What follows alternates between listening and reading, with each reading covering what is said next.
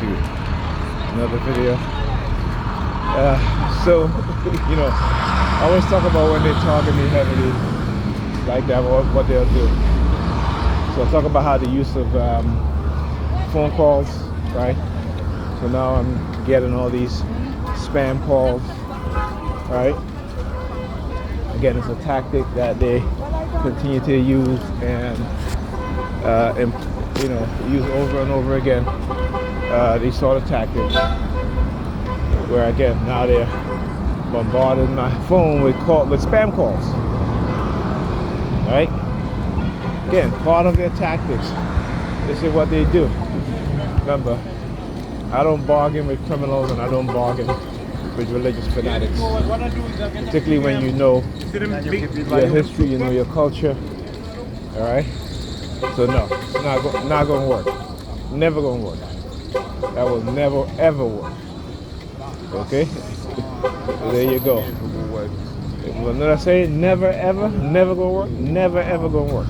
Never ever. Right? So again, in order to try to silence me and try to bargain with me, no thank you. I'm on my purpose. You do what you're gonna do. I'm gonna do what I gotta do.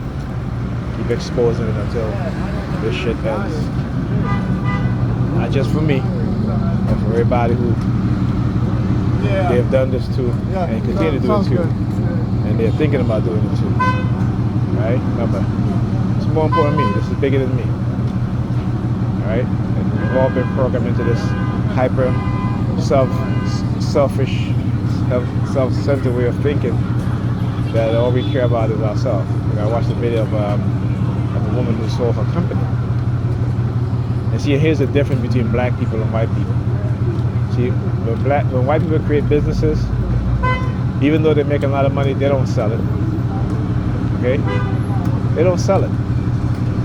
Right? Because they think about the amount of people that they can employ. Right? Their people that they can employ. So they don't sell those businesses. Right? But we think because we make a business and it's become somewhat, marginally successful, that we sell it, and then we talk about, I'm selling it because that will help build generational wealth for my children at the company. Even when you sell your company and you still get equity out of it, you're thinking in a foolish way, because not on top of that, you could have kept your company. Watch your company grow, right? Still let it be in it black owned, and still build generational wealth. But white people know that once we create something, they come in with the money and just give it to us, and we don't know shit about ownership. That's why we don't own nothing. We don't own nothing except bank accounts. Okay? You know what I'm saying? That's it. That's all we own. So when I talk about the difference between men and women in terms of creating businesses, women create businesses mostly for themselves, to employ themselves, right? When you have men create businesses, and not just for themselves, but to also grow that business, to also employ people, and understanding that ownership is key and it's important. That's the difference. So you gotta have that mindset as a black person, if you're a black business owner, of ownership.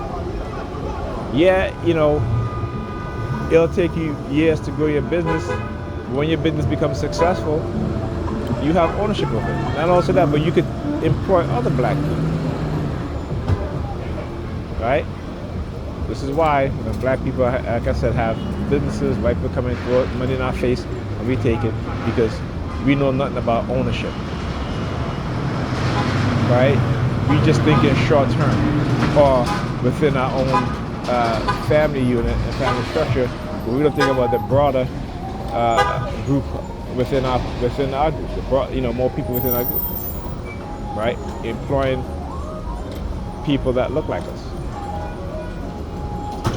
So again, there's a difference, like I said, difference between male, particularly black male entrepreneurship and black women entrepreneurship and business owners. All right, but men, we have always think that way, and that's it. And women have always thought and think that way. And this is what we don't understand. So, you know, they just being women, and like I said, we're men. When we build businesses, it's not just for ourselves and call ourselves bosses. It's to actually employ people. When you employ people, then you're a boss. But these women today, they have a business and they talk about their bosses, but they don't employ nobody. It's just for themselves, and that's it. So they can go on social media and talk about how they're boss. How are you a boss? The definition of a boss is someone who's actually in a position where they employ people and supervise over their position.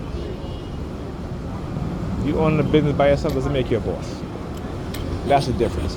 Men create businesses to employ other people. Women create businesses to employ themselves, to get on social media and brag about their bosses. All right? There you go. Talk to you guys soon.